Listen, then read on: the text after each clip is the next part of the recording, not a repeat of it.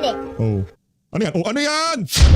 Ano yan? Father, alam nyo naman hong yung mga individual na yan, na di umanong tinuturo dyan sa mga maanumalyang flood control project, sila ang inaabutan di umano ni Zaldico, tapos tatanggapin nyo yung isang suitcase.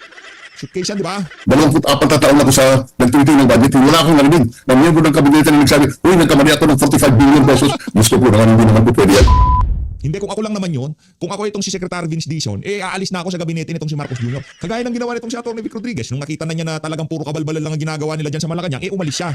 Anak ng Petrang Garapata, yung pangalan na tinayo mo sa napakatagal na panahon, pagka binanggit mo yung pangalang Vince Dizon, mga senador, mga congressman, ang taas na respeto dyan sa mamamayan. Isang adik lang pala ang sisira dyan sa pangalang Vince Dizon. At dito rin ho sa video na to, pag-usapan ho natin ang mga banat nitong si Atty. Vic Rodriguez dito kay Father Adik. Hindi ko naman linalahat, hindi naman pagka binabanatan natin dito si Father Adik, binabanatan na natin rektahan yung simbahang Katolika. Hindi ho.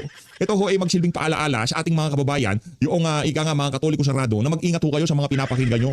Itong mensahe na to, hindi na para sa mga taga-suporta ni Tatay Digong to. Ika nga mga taga-suporta ni Tatay Digong, bukas na kaisipan yan sa mga kabalbalan ng ibang mga paring kagaya nitong si Father Adik. At dito rin ho sa video na to, papasadahan ho natin itong Shipping Lacso, dinanatan ho niya yung isang congressman dyan sa mga kamatayan party list, mga kamatayan black dyan sa House of Representatives. At itong si Bangag, naku, ano naman kayang trip nitong si Bangag, ano na naman kayang nasinghot nito? Bakit ang trip niya ho ngayon ay mamigay ng regalo? Pero wag ho yan, isang like at isang subscribe. Masaya na ho tayo dyan sa mga gusto sumali sa ating community. Yung join button nandiyan lang ho sa baba na kuya. Ano lang naman ho mga kababayan. Wala ho tayong kung ano-anong hinihingi dito sa PH update ngayong papalapit ang Pasko. Isang subscribe lang ho talagang masayang-masaya na ho tayo. Kaya kung di pa ho kayo nakasubscribe, mag-subscribe na kayo. Mega love shoutout po muna yung mga kasama natin dito sa PH update. Ang tagal ko nang hindi nakakapag mega love shoutout. Teka lang ho, ang tagal mag-load. Mega love shoutout dito kay Mama Gemma Abiado. Ma'am, maraming salamat mga hindi ko na masyadong kakilala itong mga nagpapa-mega shoutout sa atin.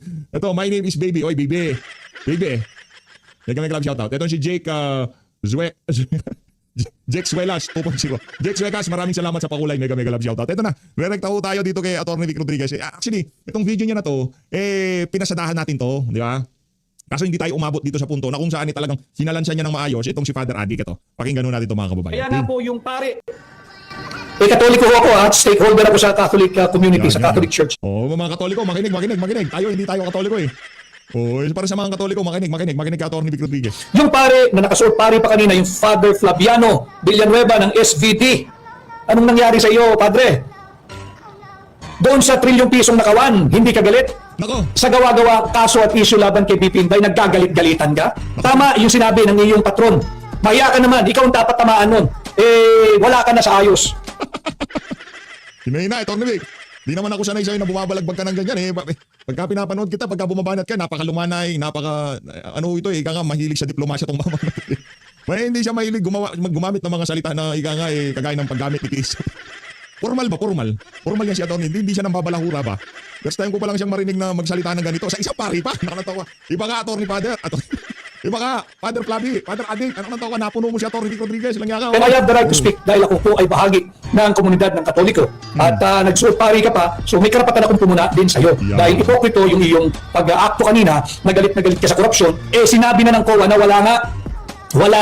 Yung notice of disallowance is not equivalent to malversation. Yung notice of disallowance, ibig sabihin lamang kulang ka pa sa documentation.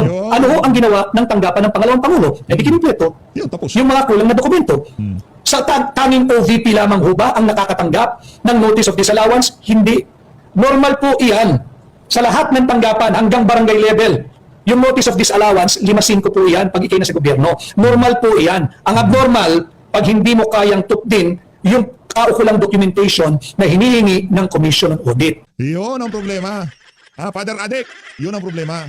Pagka hindi mo na hindi mo na mabigay yung mga kaukulang dokumentong hinihingi sa'yo ng COA, doon tayo may problema. Si BP Sara, kompletos recados yung mga dokumento. Talagang inipit lamang siya noong ambisyosong gustong maging presidente dyan sa House of Representatives nung nagdaang kongreso.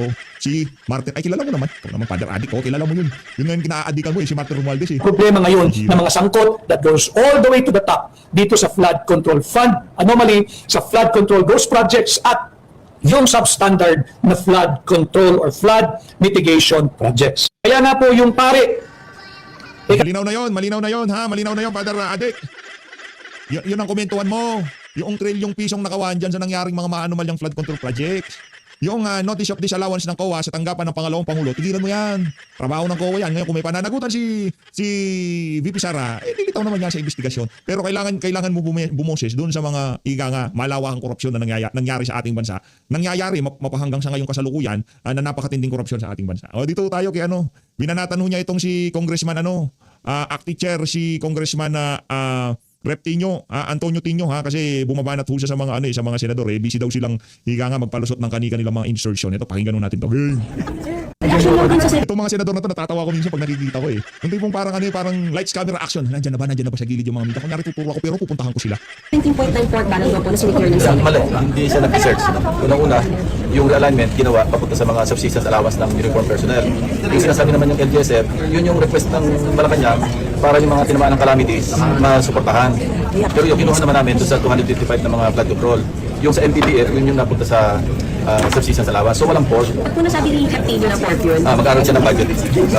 Oy, Raptinho, mag-aaral ka daw ng budget. Sabi nitong si Pinky Ito, dito na ho tayo kay Marcos Jr. Ano na naman bang nasingkot mo, brad Naamoy mo ba utot nitong si Lisa Araneta Marcos? Ano na naman ba yung kabalbalan na yan? Anak ng tawa, na ang chip mo, luma na yung style na yan. Wala na akong nakikitang presidenteng gumagawa ng kabalbalan na yan. Yung optics, yung propaganda na kagaya niyan, na napaka-igangahin, namimigay ng regalo ang Pangulo. Ang Petrang Garapata, bigyan mo ng trabaho, hindi mangingi ng regalo sa iyo yan. Yaring wala kayong trabaho, pumila kayo kay Adik. Adik naman talaga, sabi nito si Senator Ay, di ba? Adik, di uman. Hoy, mga walang pang natsubena yan namimigay ng baka pagbukas niya, puro pulburo na laman Nakaka-diabetes kayo dyan. Hindi namin pa yung bata sa kandikan niya.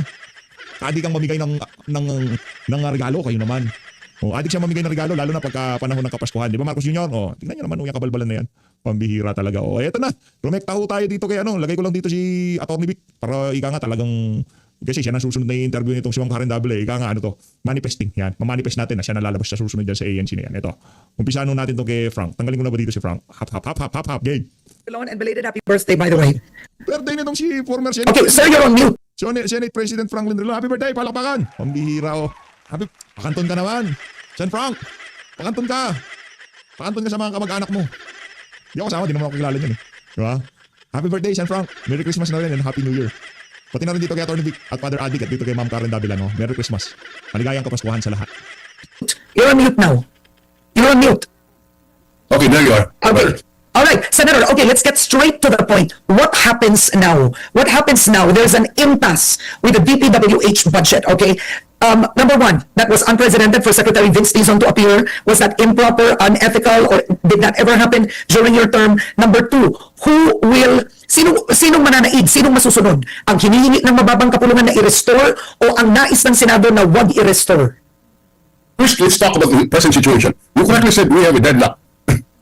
This is an opportunity for us to really correct the budget. Because currently, this is the first time I hear the President at this stage of budget deliberation saying, Senators, you agree with what the Congressman proposed. If I recall correctly, he said he favored the restoration of the 45 billion out of the budget of DPWH. I may be wrong, but I haven't heard a President before who intervened in favor of one side in a budget deliberation. I think this indicates that the President is realizing that he is lame up. But his intervention in this manner, to me, is wrong because then that will embolden the members of Congress and the House of Representatives and insist on the restoration because they have the President behind them. Now, having said that, Karen, this may be an opportunity for us to be able to correct this budget because as Dr. Tony earlier said, there are a lot of other things which will be corrected. So let us risk a deadlock. Let us risk a deadlock so that a reasonable compromise can be achieved. The economists will always tell us that a deadlock is not good for the economy. I agree, because 20% of our GDP is public spending. But, given the circumstances that we are in today, it's better probably that we force a deadlock, compel a compromise, and come out with a better budget which really can spur growth for our economy, which now is in doldrums. Karen, when I was Senate President, upon instructions or upon request of then President Grabe, we had a deadlock and we had reenacted the budget. So it is not the first time that it will happen. I am certain that if the deadlock is carried through, in a few weeks' time, there will be a new budget. And maybe there will be some harm in our growth, but to me the exchange is better governance, good governance, and a budget that is more responsive to the people's needs. Okay, but in a situation like this right now, number one, the BICAM is being live streamed. So observers are actually, even Professor Shelomano of the University of the Philippines Cielo Magno. Cielo Magno of the University of the Philippines. Pakpakan. Kung tipong sila linilegitimize yung isa't isa. ABS, number 1 station, mapagkakatiwalaan. Cielo Magno, nakabantay sa budget, palakpakan. Sa ng interview na napakasakit kasi sa live stream nakikita mo talaga na ang mga lawmakers, ang mga kongresista, pansarili nila yung ipinaglalaban because now you are seeing it with your very eyes. In the past, you never knew what was going on in the BICAM. So it can be both good and bad, but mostly good. But let's say the House will not give in. The Senate will not give in. Sabi ng Senado, we will not restore 45 billion. We refuse. Diba? What can happen? I mean, under the law, what happens? If the budget isn't signed by a certain day, does it automatically go into a reenacted state? Yes, by December 31, if no new budget is signed, then the present 2025 General Appropriations Act is reenacted. That means the salary will go on. It is the discretionary portion which has already been executed, which can no longer be utilized. But in a reenacted budget, those capital outlays which were not utilized will continue to be effective. Given the efficiencies of government that we see today, I do not know to what extent we will really be harmed by the reenacted budget for a few weeks. I am advocating this because we need to have a reasonable compromise. If we give in to what the House wants, then we're back to the same situation as we are this year. We need 45 billion in excess funds for DPWH. And remember, Karen, 2027 is already a year before the election. Therefore, the election year budget will come to fore. If we do not correct the budget today, we will make it worse in 2027. Therefore, the Senate must take a strong stand. The people are behind them in really implementing a reform that will be good for our people. I repeat, Karen, we have gone through reenacted budgets before. Specifically when President Drilon was in office, he requested me, let's have a reenacted budget. The economy did not collapse. Well, maybe there's some postponement of some projects, but delays in projects is nothing new to us, and we not make the economy collapse. But I think what's troubling in this situation is it doesn't seem to connect with what the president is saying and what the cabinet is doing and Congress, right? Because if the president is saying no to flood control, baguhin na natin ang sistema, meaning he is saying that. Teka lang, kakapasok lang. Pasensya na. Alam ko sumasarap na kwentuhan natin dito kay former Senator Franklin Drilon. Grabe. Sarap maging pare pagka panahon ng Kapaskuhan, di ba? Sarap maging pare kasi mayat-maya nag-humili ka. Mayat-maya talagang naninermon ka, di ba? Ito mga kababayan. Ganito ho bang malita ang iniabot dito kay Attorney Father Adik, itong si Father Flavi. Ganitong malita bang iniabot nitong si Martin Romales? Panoorin mo na ito mga kababayan. Game. Wait a minute. Ano yan?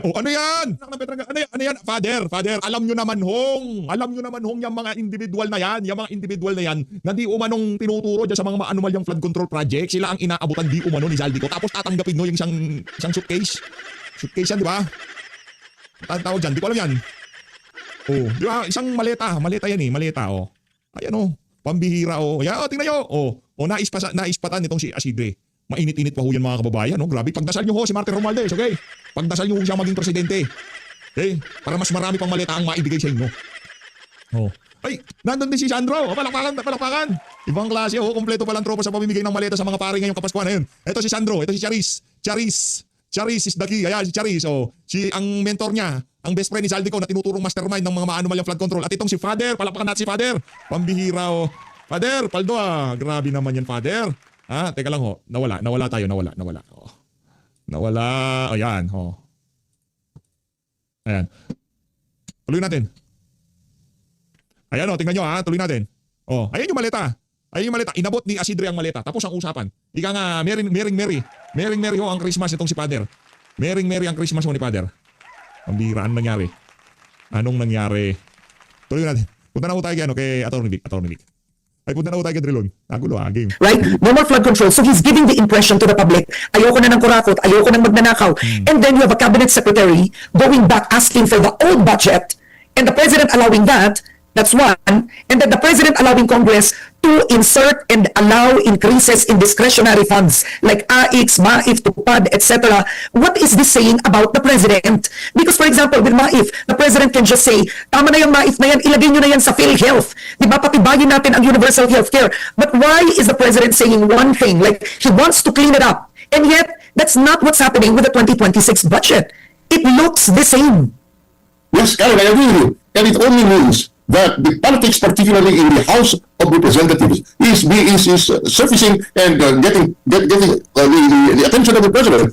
And that one I cannot understand. Why the president keeps on capitulating to the House, particularly.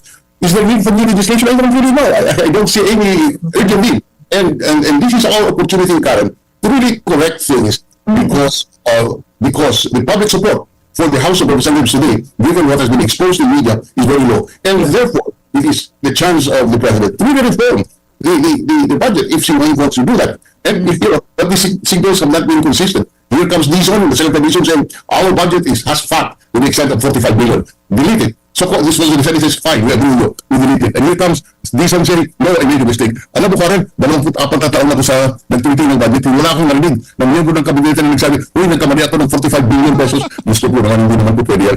So what do you think happened? Yung totoo. That's very interesting. What do you think really happened? Bakit bumalik si Secretary Dizon? Because matino namang tao si Sec Dizon. Alam naman niya ginagawa. Yun ang pagkakakilanlan natin sa kanya nung mga nakalipas na panahon. Matinong tao, si Sec Vince Dizon, di ba? Matinong tao siya, pero ngayong mga panahon na to, hindi na ho natin Niya, what would make him come back? Because that, I mean, where he is now is quite humbling to apologize. He's telling the senators, nagkamali ako.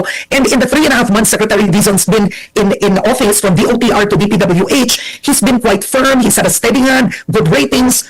Ano palagay niyo ang nangyari behind the scenes para lunukin niya ang sinabi niya? Honestly, I do not know for a fact, but I will not be surprised, given what I have seen in the past, that dirty politics is rearing its ugly head. Dirty politics, I would repeat, is again showing its ugly head. Because then, the House, particularly the House of Representatives, will send signals. Or will tell in this particular case, Secretary Dizon directly, pag hindi ka pumayag, ito nangyayari sa'yo. So, he has to find a way by which he can capitulate without, losing so much face and say, this is an error. Let me make it clear. In the past, there were errors which were corrected. The Department of Budget usually sends the Congress what we call errata, which means errors which must be corrected. But these are not in the magnitude of 45 or so billion. That's one. Number two, the error here is in the pricing, according to Vince himself, the pricing of the materials, and according to him. But if you look at it, there are a number of duplications in the budget. In other words, projects which has already been funded, not completed, and yet again funds itself in 2027 budget. So, the only answer that I have for you, Karen, is that this is dirty politics, and our politics are really its ugly head again. And that is why I am suggesting that the political leadership, particularly the President and Secretary Dizon, hold on, do not give way, risk a deadlock, and compel a compromise. At least, every single one, we're not asking for anyone to surrender, but let us not have a situation where the private interest of dirty politicians would have its field day again. Okay, but then I want to ask you, with the ratings of the president now, where it's 21%, so tama si Dr. Liachon, which means only 1 in 5 Filipinos trust the presidents today or approve of his performance, 1 in 5, and you have political analysts who have defined that number as being in the range of the kiss of death. Kasi former President Gloria Macapagal Arroyo, they called her endorsement was the kiss of death. Do you remember? This was when she was rating a 16% to 22%. So the president is there, smack in the middle. Is the president, at this point, frankly speaking, trying to make Congress happy instead of really reforming? With this 2026 budget, lumalabas ba na ang prioridad ng Pangulo ngayon sa totoo lang ay hawakan ang Kongreso, mapasaya ang Kongreso, hanggang dulo kanya ang Kongreso? It's like you removed Speaker Martin Romualdez because you wanted to reform, you put back another speaker, but technically, same banana. You still have to please the congressman. It's not a good admission, but you are correct, Carl. And I see the president the same way, and I see the House of Representatives really putting his face and say, you are already, Mr. President, only 1 out of 5 support you. If you do not support that, ask that we go down even further, because we will not give you this, we will not give you that. As I said, we take a risk. And if I am, in my view, the people who support any former president, including President Marcos at this time, but for him, just to capitulate to Congress will make things worse in terms of his popularity. Karen, today, you see the president making announcements that should be done by the DFA, because that should be done by the DOJ. Hindi dapat sa Pangulo, but he's doing that because he thinks it will bring his ratings up. Everything is in the name of ratings. Unfortunately, I don't think this will improve the ratings of the president. His capitulation to Congress will make it worse. So, he better try something new defy Congress. And maybe that's the solution. Because, Karen, look, today, Cardinal Ambo David has a good following. Why? Because he defies Congress decisions, and he is an effective shepherd to a lost flock of the Biden Filipino nation. He provides the leadership. And so he goes against Congress, but he is still he has popular support. And because he is a moral leader, what I suggest the president should do is to cover is to show moral leadership in terms of a reform that he should implement in the last 2 years of his administration. Now, Senator, do you believe the president fears that he could be impeached or an impeachment case could be filed against him if he doesn't make an effort to please Congress? The president has a lot of political power, and he should not fear impeachment, because I have talked to 1 or 2 military leaders, and an impeachment will not be supported by the establishment. Yes. So the president should not fear that impeachment. If I have my say, let them go through the impeachment. Let's fight it. Let's do some reform. The president will do a reformist policy, particularly in the budget, will be supported by the people, and no amount of threats over impeachment should let him change the course of reform that he wanted when he assumed office 3 years ago. Okay. Now, you said that during your time, former President Gloria Macapagal-Arroyo called and said i-reenact na ang budget. And you said it didn't affect economic growth, right, dramatically. And the Supreme Court had a ruling that there were safeguards already after the Supreme Court decision, right, with reenacted budgets. So that ruling came out in 2014, and the Supreme Court had said that you can no longer use agency savings as a blank check, right? And you can only realign existing items. You can create new items, etc., etc. So if we use the reenacted budget for 2025, for 2026 in the first half, is there a danger? Kasi may flood control pa yun yung 2025. Is there a danger with that, Senator? No more. No, you know why? Because the president has the constitutional power of when to release the funds. Even if it's part of the General Appropriations Act, the power to release funds is with the president. If that particular item is suspected to be a pork button subject to abuse, president do not release it. And nobody can question that, because the release of funds is basically a function of the president. Okay, so Senator Frank, here's another one. Ayun na nga mga kababayan, dito na natatapusin ang ating reaction video. Maraming salamat sa pag-support sa video team. Maging at lahat, Mahal natin Pilipinas.